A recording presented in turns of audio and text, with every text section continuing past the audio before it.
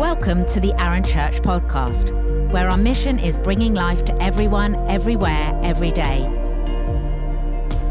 Each podcast episode features the latest talk from our church, which are released weekly. We're passionate about Jesus, love to worship together, and are committed to changing our community for the better. Connect with us at arunchurch.com.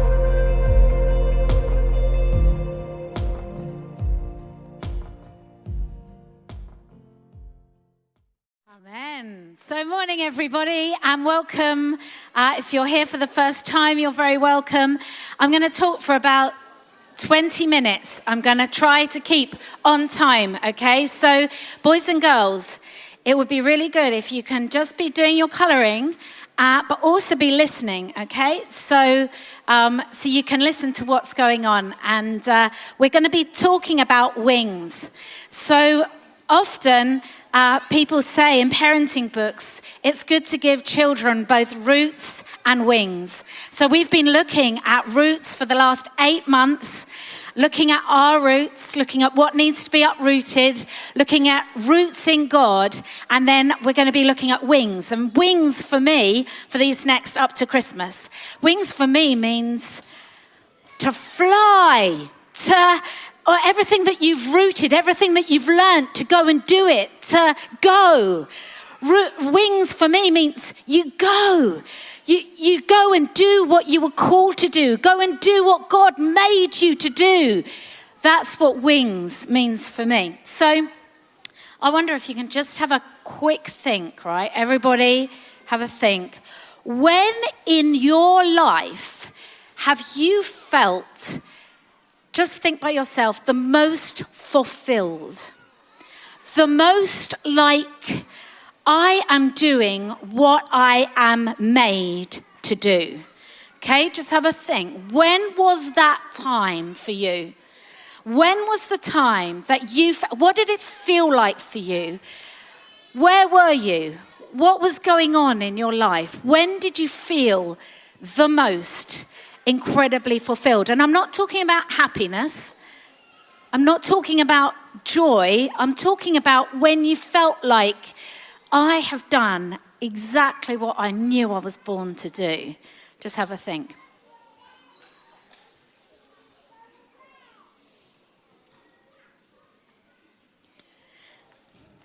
So I think the time that I have felt that the most in my life has rarely come without challenge,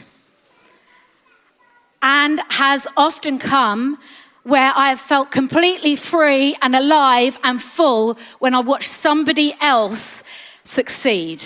That for me is when I feel truly alive. When I've watched my children or somebody here do something that I think, that is incredible, that's what really brings me life. It makes me think, this is what I was born for.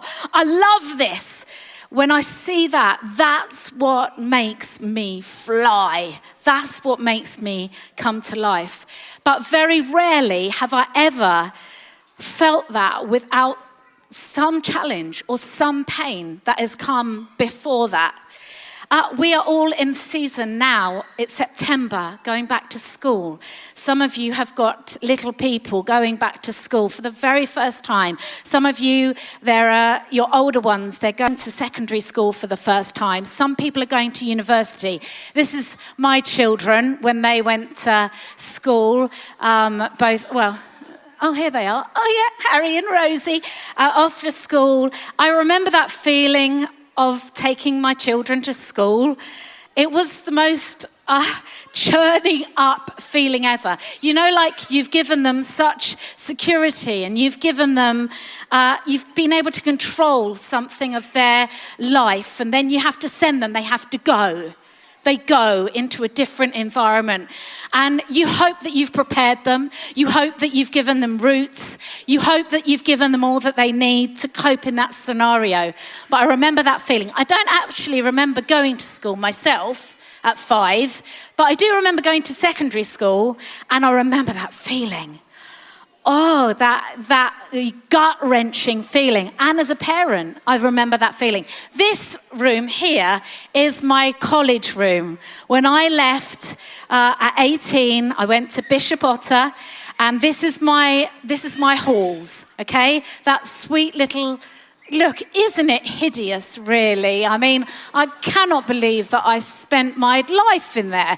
But anyway, that was what my room was like, with this Winnie the Pooh tea towel up on the side. I don't know how I thought that was helping me get through life. But anyway, I had... That's my college room. I remember the feeling of going in for the very first time, my parents leaving me. I remember that feeling. Do you have feelings like that when you've gone somewhere? You're doing something for the very first time. So let us be praying for our young people as they go to university. Let us be praying for our children as they do new things, as they go into college. But we all do new things. We all have to go. What does the Bible say about that?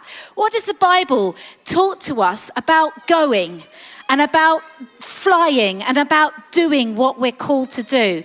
Well, I'm going to have a look at Matthew 10. And this is what Matthew 10 says. I'm only going to read some of it, everybody. So to be honest, Matthew 10 is amazing. And if you want to go home and read the whole thing, that would be really good. But I'm going to read this. This is about Jesus telling his disciples, his friends, to go. He's rooted them. He's given them all that they need. And now he's telling them to go. And this is his instruction. The prayer was no sooner prayed than it was answered. And Jesus called 12 of his followers and sent them into the ripe fields.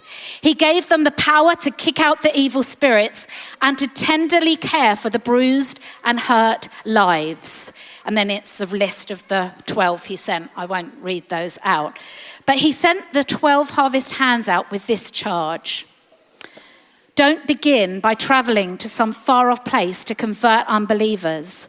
Don't try and be dramatic by tackling some public enemy.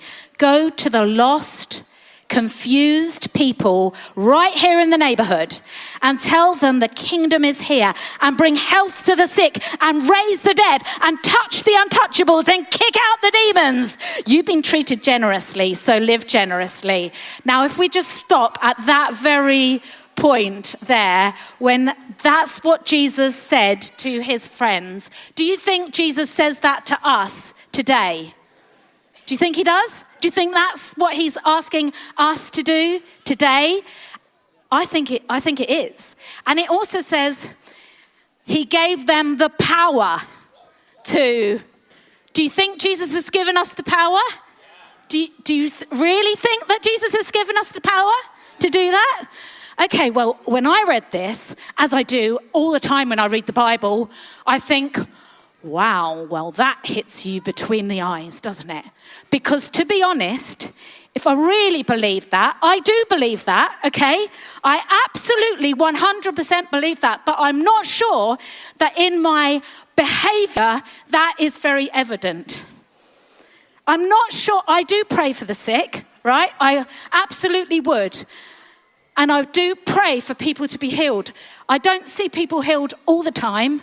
I see people healed some of the time. Okay, raising the dead. Who has anybody done that here? That's what it says we've got the power to do. Raise the dead. I haven't ever. I've prayed, but I've never seen that happen. To touch the untouchables. That was the lepers of the day. I think I do that sometimes. And what about kick out the demons? Sometimes. But you know, I'm challenged when I read that. I am challenged. Are you not challenged when you read that? Is that our everyday experience, our everyday life? That's what we're seeing doing. That's what we're living for. That isn't age related. It doesn't say whether you're 80 or 8, you can do this. Do you see what? It's not like, oh, well, I'm a bit too old now to raise the dead. But you know, it's gone past me now. But no. Whether we're 8 or 80, that's the commission of Jesus, which I find really, really challenging. Really challenging. Okay. It says, you don't have to put on a fundraising campaign before you start. You don't need a lot of equipment. You are the equipment. And all you need to keep that going is 3 meals a day. Travel light. When you enter a town or village, don't insist on staying in a luxury inn. Get a modest place with some modest people and be content there until you leave. When you knock on a door, be courteous in your greeting. If they welcome you, be gentle in your conversation. If they don't welcome you, quietly withdraw. Don't make a scene. Shrug your shoulders and be on your way. You can be sure that on that judgment day they might be sorry, but it's no concern of yours now. Stay alert. This is hazardous work I'm assigning you to. You're going to be like sheep running through a wolf pack. So don't call attention to yourselves. Be as shrewd as a snake, inoffensive as a dove. Don't be naive. Some people will question your motives. Others will smear your reputation. It goes on, this passage, and you can keep reading it. It goes on, and it really says, this is dangerous work that you are being assigned to. This is going to be difficult. Can you imagine, everybody, Joe Gisby getting up one morning, getting up and talking to us about a trip he's organising. A trip he's organising where he says, listen, everybody, what I'm going to do is we're going to go off, and I don't want you to worry about money, okay? You don't have to bring any money with you. In fact, don't bring your credit card.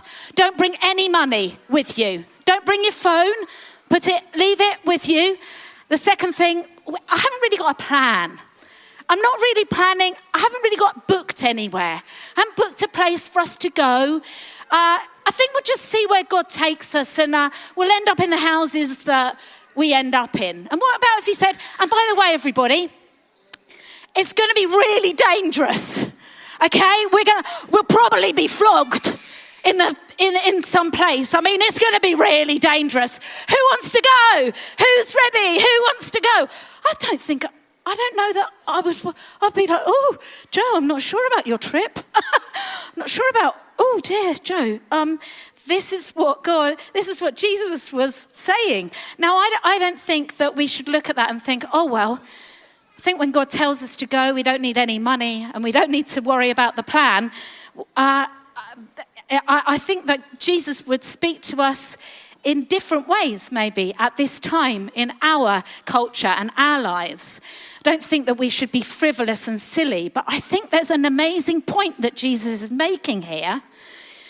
He is saying, you know, when I ask you to go, you don't have to be dependent on you. You don't have to be dependent on your resources, on whether you've got enough money. You don't have to be dependent on whether you've got the best plan. You just have to be dependent on me. And I think that in this passage where he says, don't worry about bringing your money, don't worry about the plan, I think what Jesus is saying is, you know, you can depend on me. I've got both the plan and the resources for you to do what I've asked you to do. And I think God would say the same to you today and the same to me today. He has the resources and he has everything that we need to do what he's asked us to do.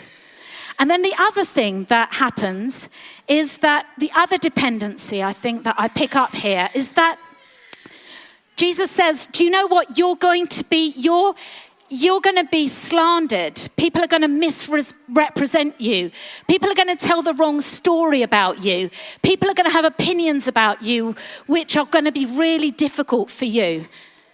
But what I'm saying to you is don't depend on other people's opinions of you. Depend on my opinion of you, is basically what he's saying. Don't depend on whether you're liked, popular, everyone thinks the world of you. Depend on what I think about you. Because sometimes people think we're great and sometimes they don't. And if we're depending on that, we're on rocky ground. But if we depend on who God says we are, who God says you are. So when God says for you to go, whether that's into any situation that you are in, into a new situation like university, into a new place or anything that God asks you to do, he says, A, I've given you the resources. B, I know the plan. C, don't depend on what other people think about you. Depend on what I think about you. When I go on holiday with Tim, well, this isn't a good thing, okay? What I'm telling you now, don't mirror what I do. But to be honest, Tim shows me where we're going at about, January. And he says, do you want to go here? And I say, yeah, that would be great. And so he books it and then he plans it and he plans all the route to it and he blows up the tires to the car. We went to France this year. He booked the Eurotunnel. He books all of the houses. He looks into where we need to go. He gets a little tag that means that we can go through the tolls.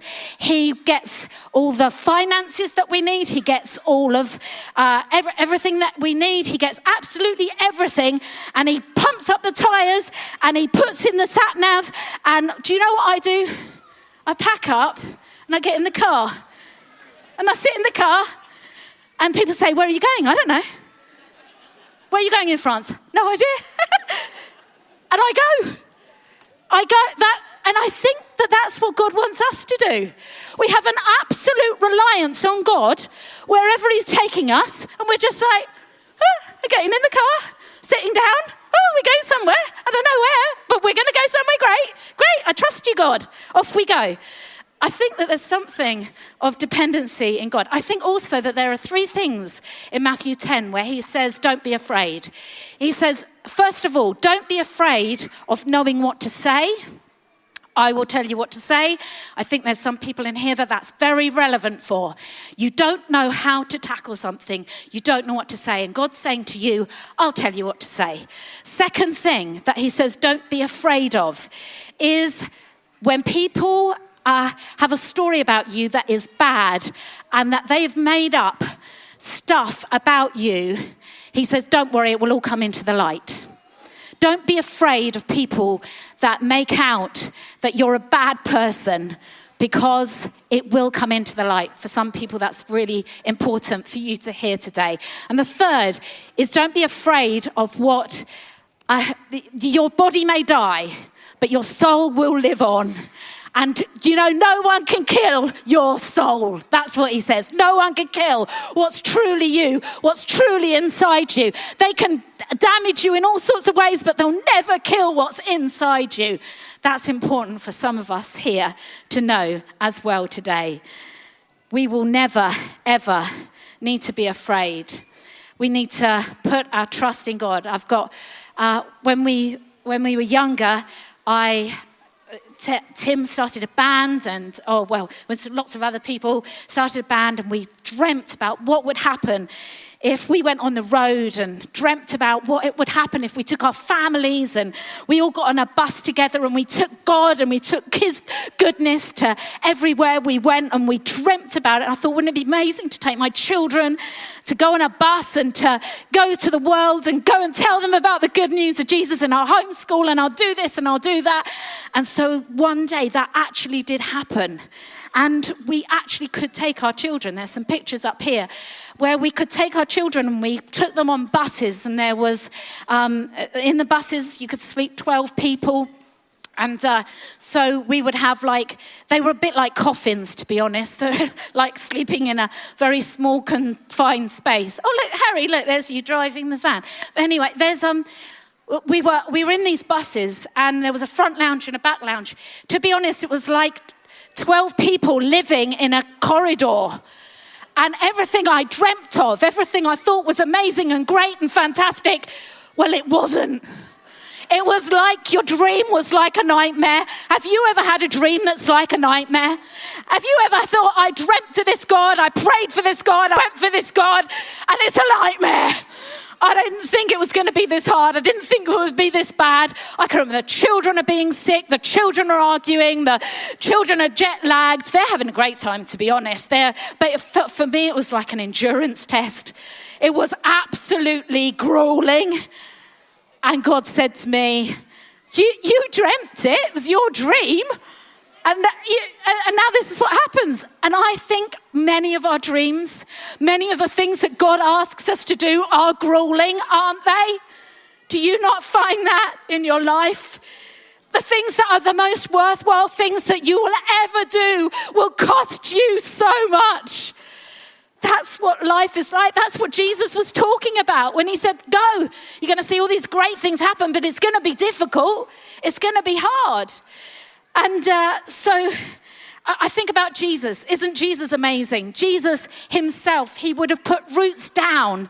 30 years, he would have worked as a carpenter or a builder. Jesus was a builder. Worked as a carpenter, a builder for 30 years, and 3 of his years he flew. 3 of his years he did what God had called him to do. 3 of his years he ran for it, and it was hard, and he gave everything. Jesus gave everything to see the thing that was the most fulfilling thing in his life happen. He gave his life. He stretched out his arms so that we could have life. That was his dream. What's our dream? What does it cost us? What are we going to run for? What are we? Passion. Passion means what will I suffer for? Because it's important. So we think about Jesus, how amazing he was. I wonder if the band could come on up now. And I wonder if we can just close our eyes and ask. I'd ask you, what's Jesus' invitation to us today? What's Jesus' invitation? Jesus invites us to go with him, to fly with him. Jesus invites us not to be alone, not to make our own plans, not to rely on our own resources, not to rely on what other people think about us. He says, do you want to go and fly with me? Do you want to go with me? Wherever we go with Jesus, we know it's not going to be all plain sailing, but we do know that he is going to be with us. He will give us the strength, and he will give us everything that we need. I was thinking about Poppy this week because Poppy has a dream for that play centre at Wickbourne. And she comes home, some people have been painting, and she's been doing some painting, and she's been getting the nursery in a place that she has dreamt about, and it's hard work. It's hard work. And she comes home and sometimes she says, Mum, I feel overwhelmed. I've got so many dreams. I've got so many dreams for this place. I've got so many dreams to see things happen with these beautiful children. I've got a dream and it's overwhelming. And I say, I know. It's hard work when you have a dream. It's hard work when you know that God has called you to something. But I would encourage you, if you are going and doing what God has called you to do, this is what my encouragement to you is. Keep doing it. Keep going. I'm cheering you on. We're cheering you on. If you're in the middle of a hard time right now because of something that you're sacrificing for, or something that you're going for, or something that you see that is beyond you, keep going. Keep going. If you have lost that place of going anywhere with God, if you don't know where you're going, then I invite you, Jesus' invitation, come with me. Lay your life down again with me. If life has got very boring and comfortable, come with me because I've got some things for you. It includes healing the sick, raising the dead, kicking out the demons, and touching the untouchables. That's what it includes. So his invitation to us, his encouragement to us is to go with him. Go fly with him. Let's close our eyes.